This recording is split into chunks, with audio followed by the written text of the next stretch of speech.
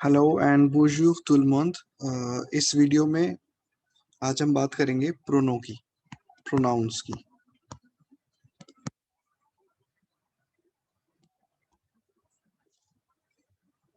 सबसे पहले हम देखेंगे प्रोनाउंस क्या होते हैं, what are they and how many types and there types obviously, and after types हम देखेंगे how to use them. So what we are trying to do is we will divide this entire topic into two videos. In the first video we will see personal pronouns, and in the second video we will see impersonal pronouns. So as I have already told you, pronouns जो होते हैं two parts में divided होते हैं, personal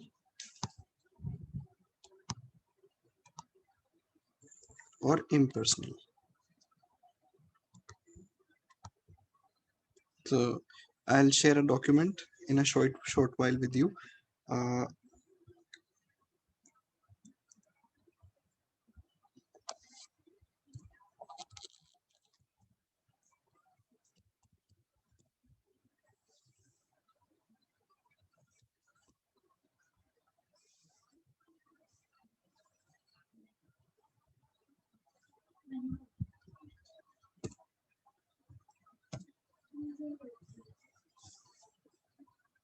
okay, so ये मैंने आपके साथ एक छोटी सी डॉक्यूमेंट शेयर करी है। इसी की हेल्प से हम इस टॉपिक को आगे पूरा चलाएंगे। जिससे कि डॉक्यूमेंट इसलिए शेयर करिए जिससे कि इजी रहे, हमारे पास एक एक प्री डिफाइंड वे रहे जिससे हमें आगे बढ़ना है। तो सबसे पहले हम एक छोटी सी बेसिक सी चीज समझते हैं कि प्रोनाउंस होते हैं क्या। प्रोनाउंस होते हैं जो नाउन को रिप्लेस करते हैं, जैसे कि हमने अपनी बेसिक इंग्लिश में पढ़ा है, वही सेम फ्रेंच में होता है कि वो नाउन्स को रिप्लेस करते हैं। अब हमारे पास कोई भी जब सेंटेंस बनता है तो उस सेंटेंस के अंदर हमारे पास कुछ एलिमेंट्स होते हैं, और उन एलिमेंट्स के हेल्प से ही हम उस सेंटेंस को क्रिएट करते हैं। और उन एलिमेंट्स में सबसे पहला होता है subject pronoun, le pronom sujet। उसके बाद होता है डायरेक्ट ऑब्जेक्ट, उसके बाद इनडायरेक्ट ऑब्जेक्ट जिसको बोलते हैं l'objet indirect, उसके बाद रिफ्लेक्सिव, एंड उसके बाद प्रोनोटोनिक, या फिर जिसको हम स्ट्रेस्ड प्रोनाउन भी बोलते हैं। तो फ्रेंच में जो प्रोनाउंस होते हैं उनको टू पार्ट्स में डिवाइड करते हैं, एक तो प्रोनो पर्सोनल और प्रोनो एम्पर्सोनल। अभी हम प्रोनो पर्सोनल की बात करेंगे। ये जो छोटा सा टेबल आपको स्क्रीन पे दिखाई दे रहा है, इसमें जस्ट टू रिकॉल कि सब्जेक्ट प्रोनाउन कौन कौन होते हैं, je, tu, il, elle, on, nous, vous, il, elle। Direct object me, te, le, la, nous, vous, les। me, te, lui, nous, vous, leur। Pronominal me, te, ce, nous, vous, ce। moi, toi, lui, elle, soi, nous, vous, eux, elle। अभी हो सकता है कि इस table में कुछ कुछ चीजें बहुत ज्यादा सिमिलर भी लग रही हो, जैसे ऐसा लग रहा होगा कि अगर कि इसमें भी त है, इसमें भी त है, इसमें भी म है, इसमें भी म है, तो पता कैसे चलेगा कि कौन सी चीज कहाँ पे यूज हो रही है। तो ऑब्वियसली हम इस वीडियो में आगे बढ़ेंगे तो हम वो भी देखेंगे, बट मैं सजेस्ट करूंगा कि ये वाली वीडियो उन लोगों को ज्यादा अच्छे से समझ आएगी जिन लोगों ने थोड़ा बहुत पहले हल्का सा फ्रेंच पढ़ रखा है। अगर बिल्कुल इसी वीडियो से शुरुआत करेंगे तो दिक्कत रहेगी थोड़ी सी। तो ये मैं अपने उन स्टूडेंट्स के लिए बना रहा हूँ जिनको प्रोनो में थोड़ी दिक्कत हो रही थी, उन्होंने मुझे कहा था कि प्रोनो उनको रिवाइज करना है एक बार। सबसे पहले हम ऑर्डर की बात करते हैं। सबसे हमने देखा कि एक सेंटेंस के अंदर क्या क्या एलिमेंट्स हो सकते हैं, उसी तरह से एक सेंटेंस में जो एलिमेंट्स होते हैं उन एलिमेंट्स को किस ऑर्डर में लगाएंगे कि एक मीनिंगफुल सेंटेंस बनेगा फ्रेंच ग्रामर के हिसाब से। सबसे पहले सब्जेक्ट प्रोनाउन, उसके बाद रिफ्लेक्सिव, क्योंकि जैसे रिफ्लेक्सिव वर्ब्स कौन से होते हैं, जैसे je me brosse les dents, vous vous amusez beaucoup, हाँ, nous parlons, या on se parle beaucoup, we talk a lot among ourselves। Then हम COD का यूज करेंगे। COD कौन से होते हैं, डायरेक्ट ऑब्जेक्ट। अभी हम इसी में आगे देखेंगे कि डायरेक्ट ऑब्जेक्ट क्या होते हैं, इसी के लिए हमारी वीडियो है। फिर हम उसी में देखेंगे COI क्या होता है, इनडायरेक्ट ऑब्जेक्ट। उसके बाद हम देखेंगे इम्पर्सनल प्रोनाउंस क्या होते हैं, जिनको प्रोनो ई और प्रोनो ओ बोलते हैं। एंड आफ्टर दैट हमारा आता है कॉन्जुगेटेड वर्ब।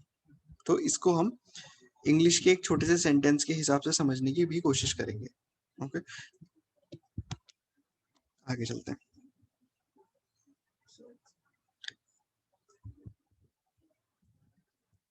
जैसे हम एग्जाम्पल पार एग्जाम्पल हम अभी सिर्फ छोटा सा एग्जाम्पल देख रहे हैं जिससे थोड़ा बहुत समझने में आसानी रहे। जैसे il me montre les, I am really sorry, il me les montre, je le lui ai donné, ne la leur envoie pas, il y en aura beaucoup।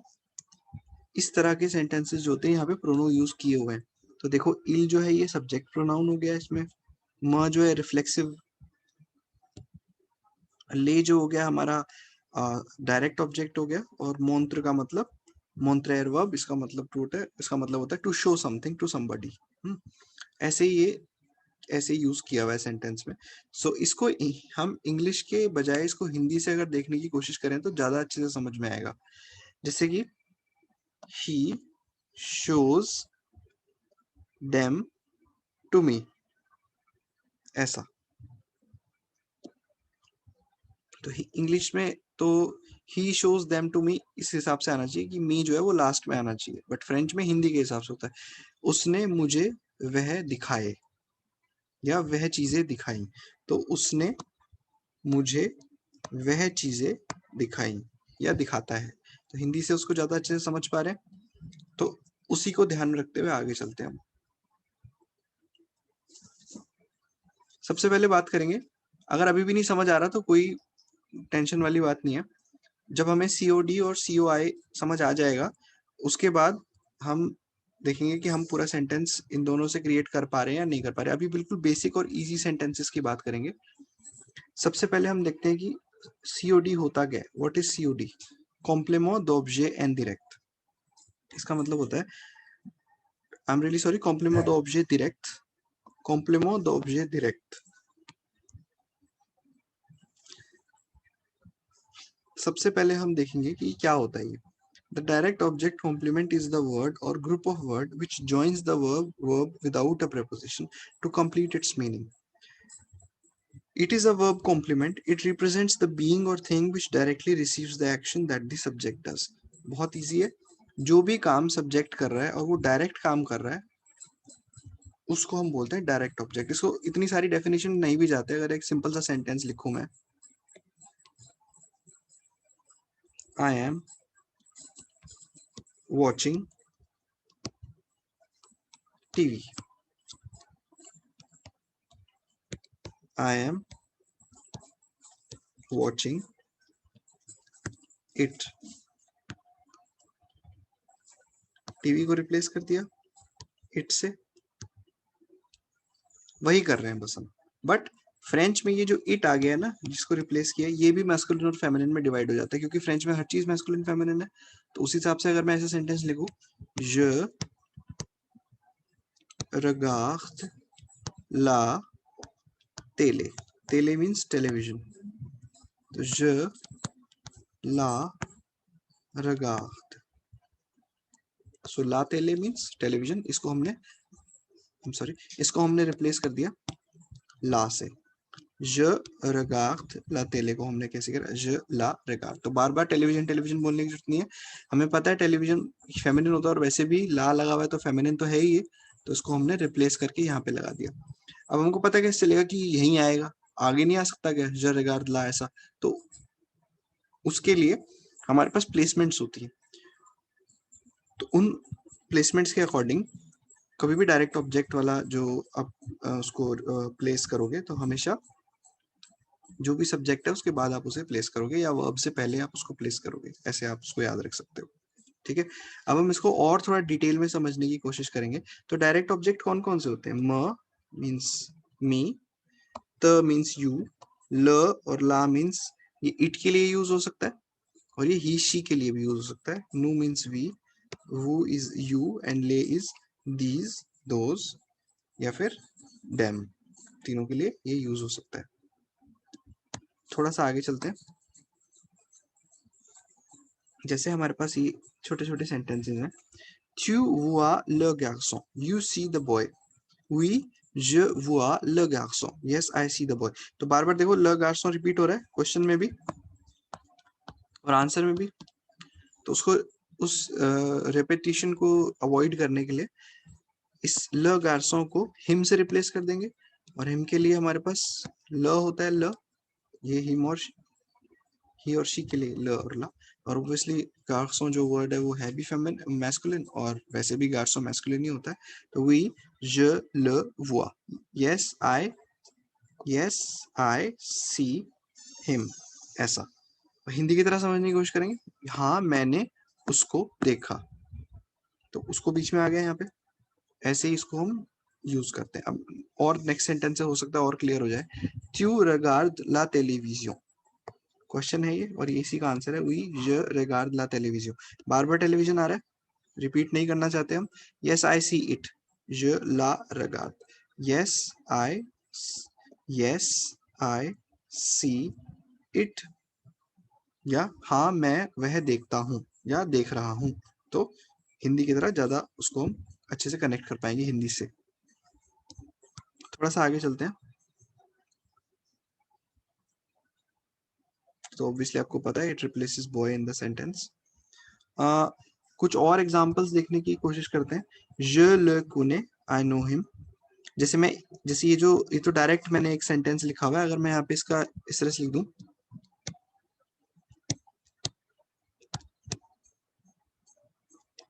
connaissez-vous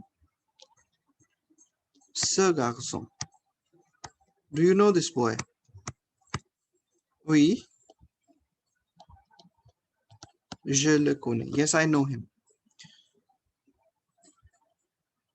est-ce que vous buvez le thé? I am sorry, यहाँ पे तो हमारे पास feminine है, तो feminine के लिए हम कोई वर्ड यूज कर लेते हैं, bière। est-ce que vous buvez la bière? oui, nous la buvons, nous la buvons, we drink it। Replace किया। est-ce que vous m'aimez, est-ce que vous m'aimez, I am sorry, या फिर est-ce que tu m'aimes, तो tu m'aimes, म को replace कर दिया मी से, you love me। तो इसका आंसर कैसे हो जाएगा? oui je t'aime। ठीक है, तो ये जो je t'aime हम वो कर लेते हैं ना कि ऐसे होता है, ये ऐसे बना je t'aime। elle vous voit, they see you, तो वो भी यूज हो गया एज अ डायरेक्ट ऑब्जेक्ट, यहाँ पे वो भी यूज हो गया, है ना। ऐसे इनकी यूजेज होती है। अगर कोई भी कुछ भी ऐसा लगे कि नहीं समझ में आया या कुछ थोड़ा जल्दी हो गया, so you please feel free to mail me or put your doubts in the comment section। I will try to answer them ASAP। अब हम एक छोटा सा इंपॉर्टेंट नोट देखेंगे। अब तक जो हमने किया, अगर उसको मैं थोड़ा सा रिवाइज करने की कोशिश करूं, तो वो ये था कि कोई भी डायरेक्ट ऑब्जेक्ट तब यूज होता है, या डायरेक्ट ऑब्जेक्ट तब यूज होता है जब हमारे पास कोई एक्शन जो सब्जेक्ट एक्शन कर रहा है वो डायरेक्ट एक्शन है। जैसे he is eating the mango, yes he is eating it, या फिर we il la mange, ये उसको खा रहा है। ठीक है, तो अब हम इसमें एक इंपॉर्टेंट नोट देखेंगे कि क्योंकि obviously French is a language of exceptions, there are a lot of exceptions, तो उनको ध्यान रखते हुए कुछ इंपॉर्टेंट चीजें जो हमें ध्यान रखनी होती है। जैसे अगर सीओडी जो है एक प्रॉपर नाउन है, प्रॉपर नाउन का मतलब किसी का नाम है अगर, तब आप सीओडी यूज कर सकते हो। अगर डेफिनेट आर्टिकल सेंटेंस में यूज हो रहा है तब भी आप सीओडी यूज कर सकते हो, ल ला ले। अगर डेमोन्स्ट्रेटिव एडजेक्टिव यूज हो रहा है तब भी आप सीओडी यूज कर सकते हो, और पोजेसिव एडजेक्टिव यूज हो रहा है तब भी आप सीओडी यूज कर सकते हो। उसका एग्जांपल जैसे tu connais ce garçon, do you know this boy? oui je le connais। vous voyez mon père? oui je le vois toujours, vous voyez mon père? oui je le vois toujours। On the other hand, if the COD is introduced by a partitive article, a number, or an indefinite article, you never used a direct object pronoun। We never use it क्योंकि obviously सम को आप replace नहीं कर सकते। जैसे द्यू दला ये सब जो होता है फ्रेंच में, जिनको पार्टिटिव आर्टिकल बोलते हैं, वो सम के लिए होते हैं, ऐसी क्वांटिटी जो जिसके बारे में आपको नंबर्स नहीं पता कि कितनी क्वांटिटी है। तो ऐसे वाले केस में हम सीओडी यूज नहीं कर सकते। उसी तरह से अगर नंबर्स हो, नंबर्स को भी सीओडी से आप रिप्लेस नहीं कर सकते। या फिर इनडेफिनेट आर्टिकल्स हो, जैसे युन, दे, प्लूजिया एटसेट्रा, इनको भी आप सीओडी से रिप्लेस नहीं कर सकते। क्यों नहीं कर सकते, उसका लॉजिकल रीजन है छोटा सा, वो अभी हम देखेंगे कि क्यों नहीं कर सकते। जैसे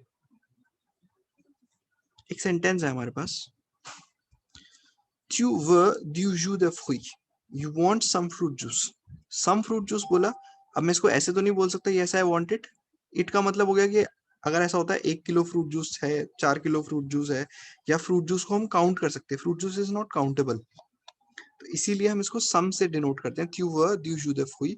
और ऐसे वाली स्पेसिफिक चीजों को रिप्लेस करने के लिए हमने प्रोनो ओ बनाया हुआ है, जो कि एक इम्पर्सनल प्रोनाउन होता है, इसलिए हम उसको ओ से रिप्लेस करते हैं।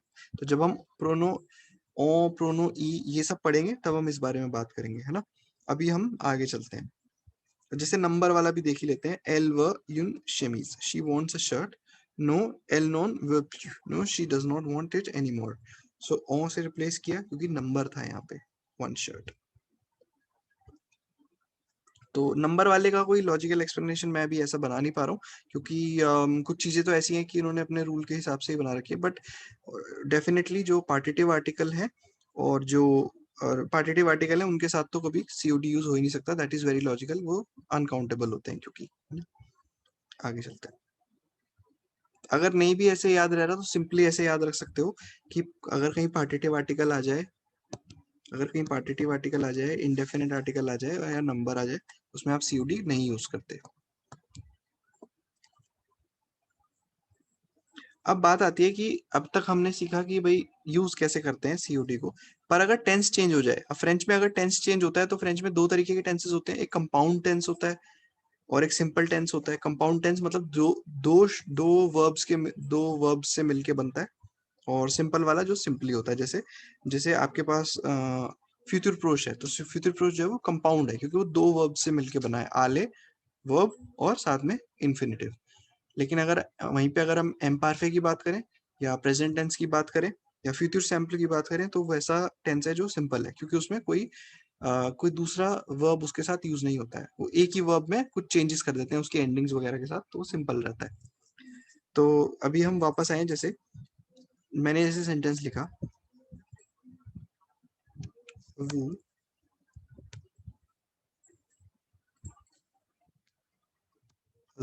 थे ला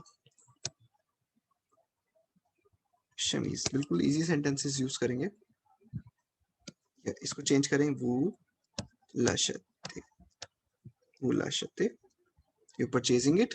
अगर यहाँ पे क्वेश्चन मार्क था तो इधर भी क्वेश्चन मार्क किया जाएगा ऑब्वियसली, बट अगर मुझे इसको आंसर करना है तो वी je l'achète,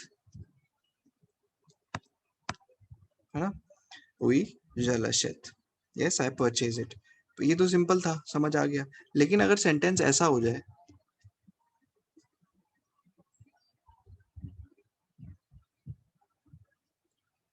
जैसे सेंटेंस अगर ऐसा हो जाए,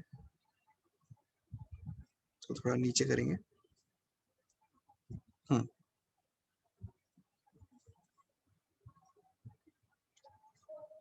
vous devez dire la vérité, vérité क्या होता है, truth, you should tell the truth, तो द ट्रुथ हो गया, ला वेरिएटे, आई एम सॉरी। तो ये एक तरीके से हमारे पास, हमें पता है ये फेमिनिन होता है। सो अगर इसमें ध्यान से देखें तो इसमें दो वर्ब्स आ गए, पहले तो हमें पता था अगर एक वर्ब हो तो सिंपली उस वर्ब से पहले आप लगा दो अपना डायरेक्ट ऑब्जेक्ट, अगर आपको ला वेरिएटे को ही रिप्लेस करना है तो आप क्या करते हैं, यहाँ पे लगा देते। बट अब तो बात थोड़ी सी चेंज हो गई, अब वर्ब्स दो हो गए हमारे पास। जब भी आपके पास दो वर्ब्स आ जाएं जिनको सेमी ऑक्सिलरी बोलते हैं, तो हमेशा जो आपका प्रोनो है वो इन्फिनेटिव से पहले आएगा। तो इन्फिनेटिव इस केस में क्या है, दीर, तो दीर से पहले आ जाएगा je dois le dire। अब इसमें तो वेरिएटे इज फेमिनिन, बट यहाँ पे किसी मैस्कुलिन चीज की शायद बात करी थी मैंने, सो इसको हम थोड़ी देर के लिए मान लेते हैं ये फेमिनिन था। सो je dois la dire, I have to say it। nous pouvons te voir, you, we can see you, we can see you। तो ऑक्सिलरी वर्ब्स में ऐसा करते हैं। सेमी ऑक्सिलरी की जिनमें एक साथ दो वर्ब्स आए। और अगर फ्यूचर प्रोज की बात करें तो फ्यूचर प्रोज भी एक तरीके से सेमी ऑक्सिलरी वर्ब है ना, जैसे ट्यू वा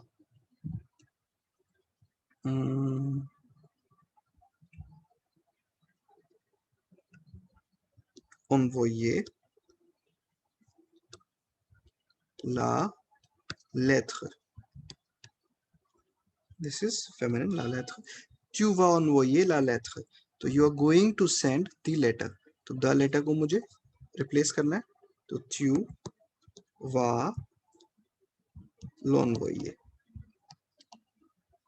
इन्फिनेटिव से पहले लगा दिया मैंने। इस तरह से यूज करते हैं इनको फ्यूचर प्रोश में।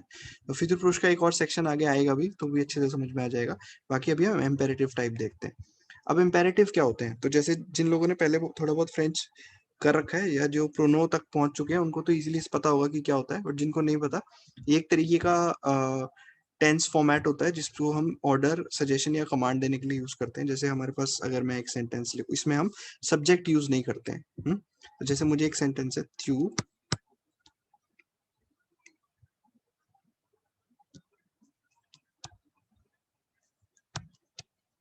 montre moi ta vélo, show me your bicycle। पर इसको जब मैं एक इम्पेरेटिव मोड में लिखूंगा, एम्पेराटिव जिसको बोलते हैं, तो मैं सिंपली इसको ऐसे लिख सकता हूँ, montre moi ta vélo, ठीक है। शो मी योर, एक तो तरीका होता है कि you show me your bicycle, और दूसरा तरीका होगा कि मैं डायरेक्ट बोलूंगा montre moi ta vélo, show me your bicycle. तो ऐसे केस में, स्पेसिफिकली इस वाले केस में जब हमें इसको चेंज करना होगा, सो montre, इसको रिप्लेस कर रहे हैं हम तावेलो को, montre la moi। इसमें हमने क्या सीखा कि जो जो आपका डायरेक्ट ऑब्जेक्ट है वो बीच में आ जाता है, इसको आप ऐसे याद रख सकते हो सिंपल तरीके से। अब जैसे हमारे पास है दोनों ला लर, तो ये लर वाले तो सी ओ आई वाला होता है फॉर्म, तो इसको तो अभी हम बाद में देखेंगे क्योंकि अभी सी ओ आई पढ़ा नहीं है, पर मेनली तरीका वही रहेगा कि ये बीच में आ जाता है, ठीक है। ये वाले हमने अभी नहीं पढ़े क्योंकि ये प्रोनो ई आ गया, उसमें प्रोनो ओ आ गया, अभी नहीं पढ़ा, और प्रोनो ई आ गया, हमने अभी नहीं पढ़ा। तो जैसे पढ़ेंगे तो इन एग्जांपल्स को हम रिविजिट करेंगे and then you will be able to understand it better, ठीक है। सो इम्पेरेटिव में ऐसे यूज करते हैं इसको। आगे चलते हैं। अब आ रहा है विद पासे कंपोज। अब तक तो सही था, सब प्रेजेंट टेंस में आ गया, बट अब अगर हम पास्ट टेंस की बात करें तो पास्ट टेंस में कैसे यूज करते हैं इसको। तो पास्ट टेंस में यूज करने का तरीका बस यही है कि आप इसको बिल्कुल शुरुआत में लगाएंगे, ठीक है। जैसे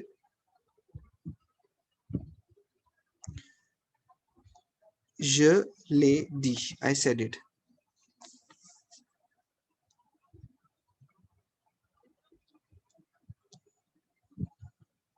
est-ce que vous avez dit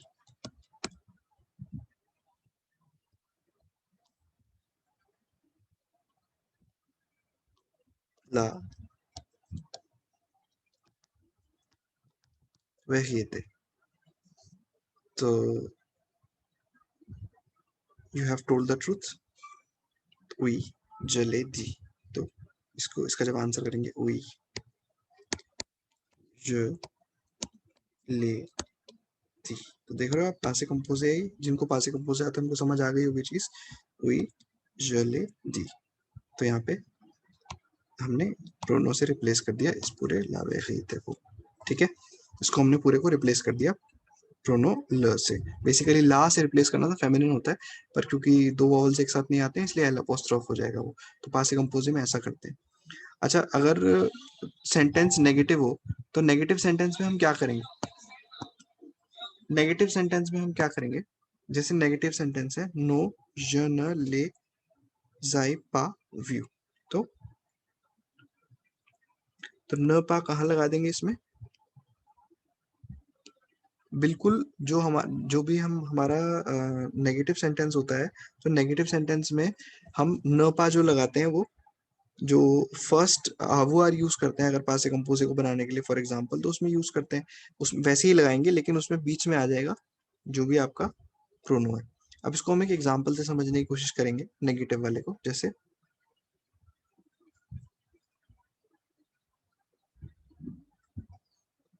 through आ सॉरी व्यू ले फुई, ऐसे ही मैंने हाइपोथेटिकल सेंटेंस बना लिया।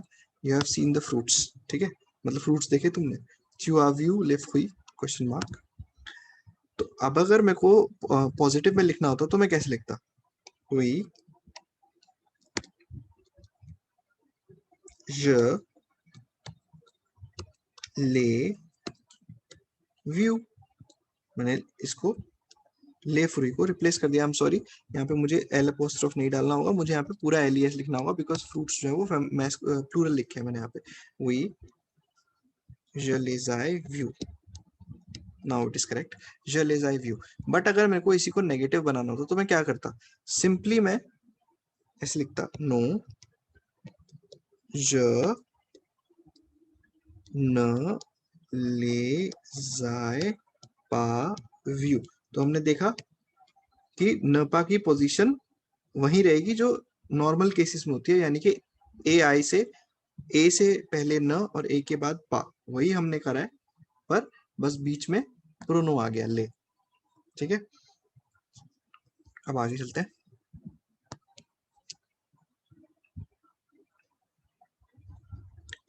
मैंने बात करी थी फ्यूचर प्रोश की, तो ऑब्वियसली फ्यूचर प्रोश इज अ कंपाउंड टेंस जिसमें दो मतलब दो वर्ब्स एक साथ आ रहे हैं आपके, एक तो इन्फिनेटिव आ रहा है और एक दूसरा आपका आले की कॉन्जुगेशन आ रही है। तो जैसे इसको एग्जांपल के थ्रू देखें, अगर ask vous allez acheter ces livres, oui je vais les acheter, तो से लीवर को रिप्लेस किया हमने किससे? ले से। और क्योंकि जैसा हमने शुरुआत में थोड़ा सा सीखा था कि जब भी दो वर्ब्स होंगे तो उनके बीच में या इन्फिनेटिव से पहले ये आ जाएगा आपका प्रोनो, सीओडी जिसे कहते हैं। अच्छा, अगर यही नेगेटिव हो जाए तो एस की आशते से लीव नो, रिप्लाई नो करना है, मतलब यस और नो का मेरे लिखने का मतलब यहाँ पे ये था।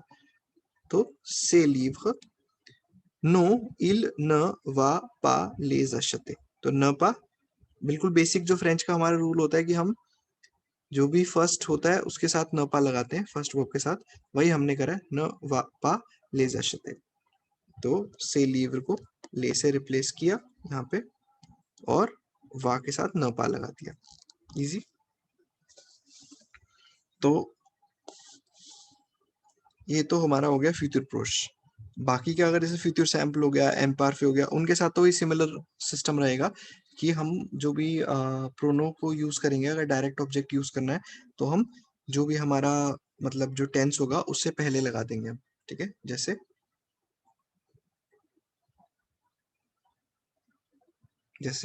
फॉर एग्जांपल अगर ये फ्यूचर सैम्पल होता,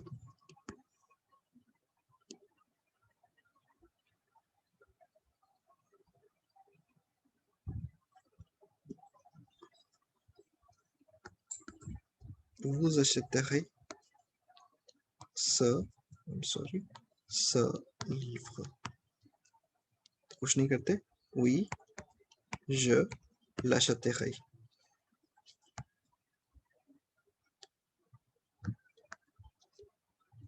I'm sorry, achèterai होगा because this is je। तो ये थोड़ा सा हमें ध्यान रखना है कि जब जैसे चेंज होता है, तो जैसे मैंने अभी ध्यान नहीं रख पाया कि ज था, तो ज के साथ कॉन्जुगेशन चेंज होगी। दिस इज वेरी इंपॉर्टेंट, जब सेंटेंस चेंज करेंगे तो उसका सब्जेक्ट चेंज होगा और सब्जेक्ट के साथ कॉन्जुगेशन चेंज होगी। That is really really important to take into consideration. अब आगे चलते हैं थोड़ा। अब बात आती है सीओडी तक तो सब कुछ बहुत सही था, मतलब इट वाज वेरी इजी, क्योंकि सीओडी में क्या ही होता है, कुछ नहीं होता, आप बस एक सेंटेंस होता है, उसमें से आप जो भी आपका नाउन होता है उस नाउन को आप रिप्लेस कर देते हो प्रोनाउन से। और प्रोनाउन कौन से? जो डायरेक्ट डायरेक्ट मतलब जो जिनके साथ हमारे सब्जेक्ट का डायरेक्ट कनेक्शन हो रहा है। तो एक बार फिर से अगर हम COD को देखें तो वो कैसे था, जैसे je envoie ces lettres, I am sending these letters, ठीक है। j'envoie ces lettres, तो ces lettres है, these letters I am sending these letters, तो मुझे these को रिप्लेस करना है, je les envoie, je les envoie, ऐसे रिप्लेस करते हैं उसको। अच्छा, अगर हमें COI की बात करनी है, जिसको बोलते हैं कॉम्प्लेमो d'objet indirect, ठीक है। तो ये तो हमारा डायरेक्ट ऑब्जेक्ट था। डायरेक्ट ऑब्जेक्ट का मतलब था जिसमें कोई प्रेपोजिशन नहीं है, डायरेक्ट कनेक्शन है। पर यही बेसिक डिफरेंस है जिसको हम प्रेपोजिशन बोलते हैं डायरेक्ट COI और COD में। अब हम COI की बात कर रहे हैं। An indirect object is a person that someone or something does something to indirectly. In the simplest sentences, the indirect object follows a verb plus preposition. So it is very easy to see the effect that verb has on that person. So अगर इसको बिल्कुल simple form में देखें तो जिस भी sentence में आपकी प्रेपोजिशन आ जाती है वो COI हो सकता है। ऐसा नहीं कि होगा ही, हो सकता है। पर उसकी क्या क्या वो होंगे, क्यों हो सकता है, कैसे COI लगाते हैं, क्या क्या COI होते हैं और कैसे हमें पता चलेगा, प्रेपोजिशन क्या क्या हो सकती हैं, वो सब हम आगे देखेंगे, ठीक है। तो COI कौन कौन होते हैं पहले ये देख लेते हैं। जैसे म, त, देखो अगर ध्यान से देखो तो ये सब सेम होते हैं, नु, वू, COD और COI में ये सब सेम है। डिफरेंस क्या है? लुई और लर में, बस। कुछ भी तो फर्क नहीं है, सब सेम है। बस जो हमारा COD होता है उसमें ल और ला होता है यहाँ पे, और इधर ले होता है। पर COI में, इनडायरेक्ट वाले में, मैस्कुलिन और फेमिनिन दोनों के लिए लुई होता है और मैस्कुलिन और फेमिनिन प्लूरल के लिए लर होता है ना। ठीक है, अब आगे चलते हैं हम। इसके एग्जाम्पल्स हम देखेंगे और फिर मैं आपको एक्सप्लेन करने की कोशिश करूंगा कि COI होते क्या है। जैसे यू टेलीफोन आ सोफी, तो अगर आप ध्यान से देखें तो इसमें यू टेलीफोन टू सोफी, तो आ गया इसमें, एक प्रेपोजिशन आ गई। तो हमें इससे पता चल गया कि जब भी प्रेपोजिशन इन्वॉल्व हो जाती है किसी सेंटेंस में, तो अब अगर उसको हमें एक प्रोनाउन से रिप्लेस करना है तो वो जो प्रोनाउन की चॉइस होगी वो कॉम्प्लीमेंट द ऑब्जेक्ट इंडिरेक्ट होगी। सो इंडिरेक्ट इज वी, जे, लुई टेलीफोन, यस आई टेलीफोन हर। अब मैं यहाँ पे एक छोटी सी चीज बताना चाहता हूँ कि फ्रेंच में दो तरीके के वर्ब्स होते हैं।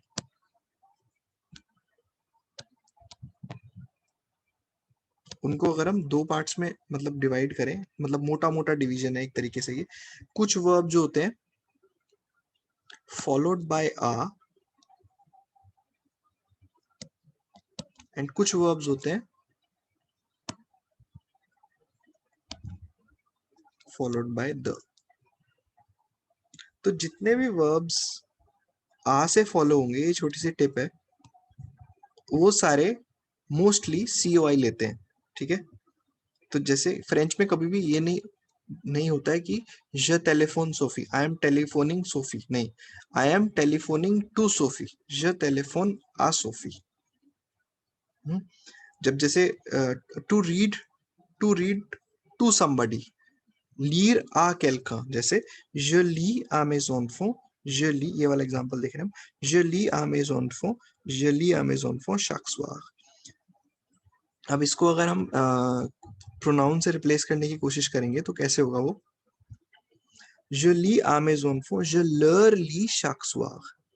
तो यहाँ पे हमने देखा à mes enfants हो गया, प्रेपोजिशन इन्वॉल्व हो गई, और mes enfants को रिप्लेस किससे किया हमने? लर से, तो देम के सेंस में। अच्छा, order remains same for the placement in different tenses. जो हमने ऑर्डर अभी पढ़ा था सबसे ऊपर, जो बिल्कुल शुरू में स्लाइड छोटी सी देखी थी, वही ऑर्डर हर जगह पे फॉलो होगा, ठीक है। उस ऑर्डर को हम दोबारा भी देख लेंगे एक बार। ऑब्वियसली मैं दो पार्ट्स में ये बनाने वाला हूँ। पहले हम आज हम सिर्फ COI तक देखेंगे, फिर COD और COI को एक साथ करने की प्रैक्टिस कोशिश करेंगे। उसके बाद हम इम्पर्सनल देखेंगे और इम्पर्सनल और COD और COI तीनों को मिला के एक साथ करने की कोशिश करेंगे, ठीक है। अच्छा, ये इंपॉर्टेंट है थोड़ा सा जो मैं बता रहा हूँ। Some French indirect objects are equivalent to direct object in English and vice versa. जैसे नो लुई टेलीफोनो यून फुआ पाग समेन। लुई is an indirect object because the French verb टेलीफोने आ, फ्रेंच वर्ब इज टेलीफोने आ, जैसे कि मैंने बताया था, टू टेलीफोन टू समबडी होता है हमेशा।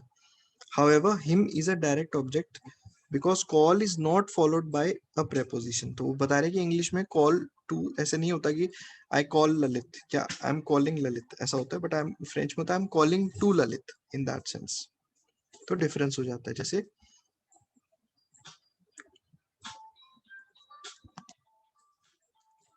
एक और इसको समझने के लिए और एक एग्जांपल अगर हम देखेंगे तो où est Luc, where is Luc, je le cherche depuis midi, where is Luc, I have been looking for him since noon। Le is a direct object because the French verb is chercher with no preposition, but him is indirect because the French verb is to look for। Easy।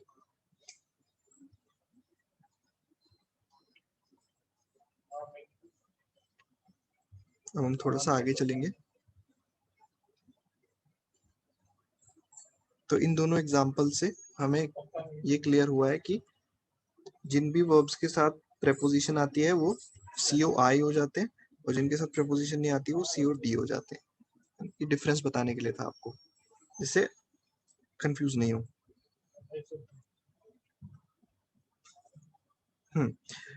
ये चीज थोड़ा सा important है ध्यान रखने के लिए। The preposition आ precedes an animate noun which is equals to noun is an indirect object। For example, je parle à tes enfants। अब अगर इसको रिप्लेस करेंगे, je parle à tes enfants, je leur parle, I am speaking या talking to them, क्योंकि à tes enfants। il téléphone à son grand-père, à son grand-père। अब इसको gas करो किससे रिप्लेस करेंगे इसको, ऑब्वियसली लुई से रिप्लेस करेंगे क्योंकि टेलीफोन है, आ कैल कहाँ हो गया,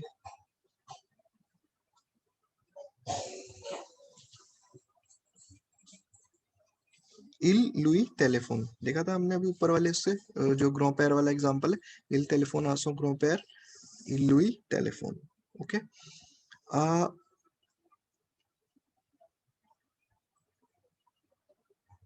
अब अगर देखेंगे कि क्या और प्रेपोजिशन भी, एक तो हमने देखा कि भाई आ प्रेपोजिशन होगी तो जहां भी आ प्रेपोजिशन आ रही है तो हम बाय डिफॉल्ट ऐसे करेंगे, भाई प्रेपोजिशन आ रही है तो चलो इसमें COI लगा देते हैं, हम इनडायरेक्ट ऑब्जेक्ट लगा देते हैं। पर क्या और दूसरी प्रेपोजिशंस पे भी ये चीज होगी, जैसे कि प्रेपोजिशन बहुत सारी होती है, पूर होता है प्रेपोजिशन जैसे, है ना। तो इसके लिए देखते हैं द प्रेपोजिशन, अब इसमें स्पेसिफिकली प्रेपोजिशन पूर की बात कर रहा है।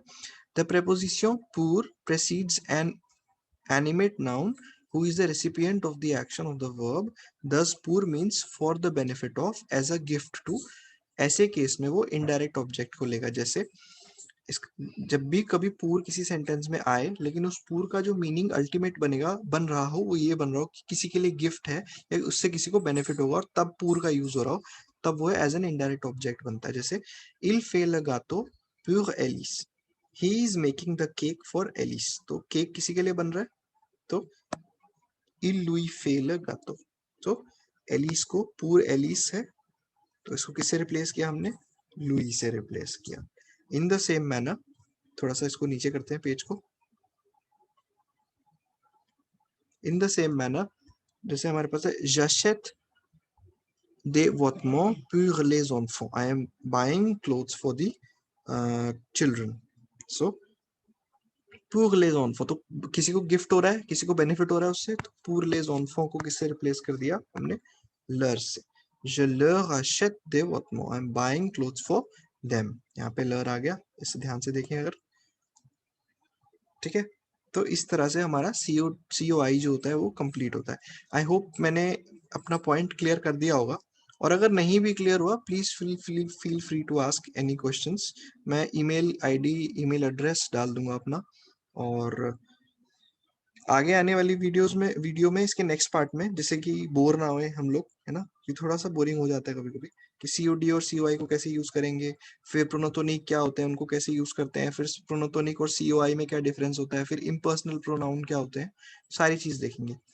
अभी हम यहीं पे इसको स्टॉप करते हैं कि सीओआई तक, ठीक है। तो अगर मैं इसको सम अप करूं मोटा मोटा, तो मैं कैसे करूंगा हिंदी में? अगर मैं इसको मोटा मोटा सम अप करने की कोशिश करूं आपके लिए, तो सिर्फ प्रोनो जो हमने देखे हैं अभी,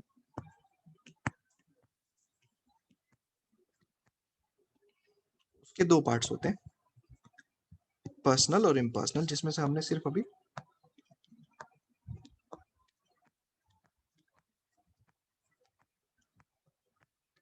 पर्सोनेल देखे हैं, जिसमें हमने सिर्फ अभी इम्पर्सनल अभी हमने नहीं देखे, हम अभी नेक्स्ट पार्ट में उनको करेंगे। तो अब पर्सोनेल में भी हमने दो पार्ट्स करे। एक पार्ट हमने क्या किया, कॉम्प्लीमेंट ऑब्जेक्ट डायरेक्ट मतलब डायरेक्ट ऑब्जेक्ट, और एक कॉम्प्लीमेंट ऑब्जेक्ट इनडायरेक्ट मतलब इनडायरेक्ट ऑब्जेक्ट। अब हमें पता कैसे चलेगा डायरेक्ट ऑब्जेक्ट कौन सा है? डायरेक्ट ऑब्जेक्ट वो होता है जिसके अंदर डायरेक्ट कनेक्शन है। किस किस के बीच में डायरेक्ट कनेक्शन है? Direct action of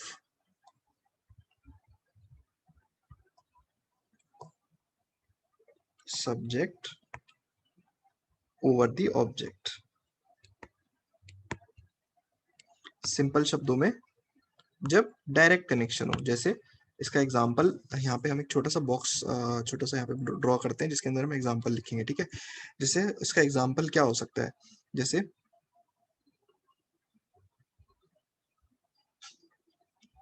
j'achète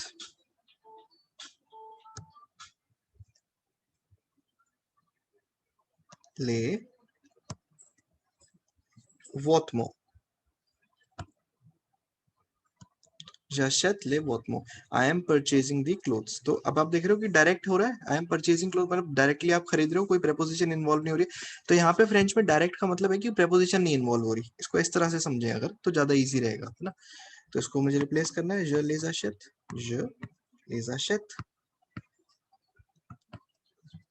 je les achète, है ना। I purchase them.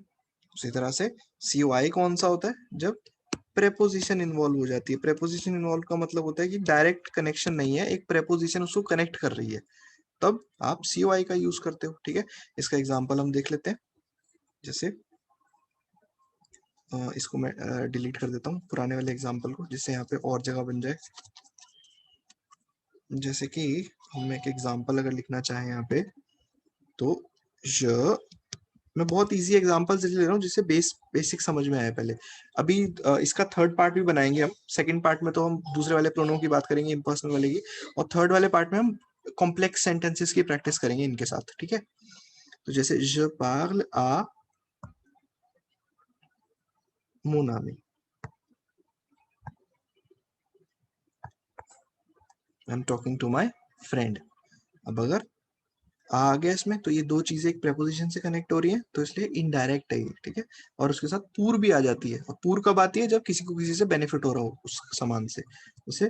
तो इसको मैं रिप्लेस कर दूं आमो नामी को पूरे को, je lui parle।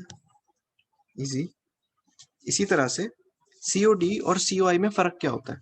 कुछ भी फर्क नहीं होता। अगर हम पुराना मतलब फर्क इन द सेंस कि क्या, एक सेकंड में ये शेयर करता हूँ दोबारा। क्या फर्क से बोलने का मेरा मतलब था कि हमें याद कैसे रहेगा कि भाई COD वाले कौन से हैं, COI वाले कौन से हैं। तो अभी हम अपने टॉप टेबल को अगर रिविजिट करें, तो अब ज्यादा अच्छे से समझ में आएगा। ये हमारा टेबल था। हम सिर्फ अभी इस पे कॉन्सेंट्रेट करेंगे कि COD कौन सा है और COI कौन सा है। ये दोनों COD और COI, ध्यान से देखो, कोई डिफरेंस नहीं है,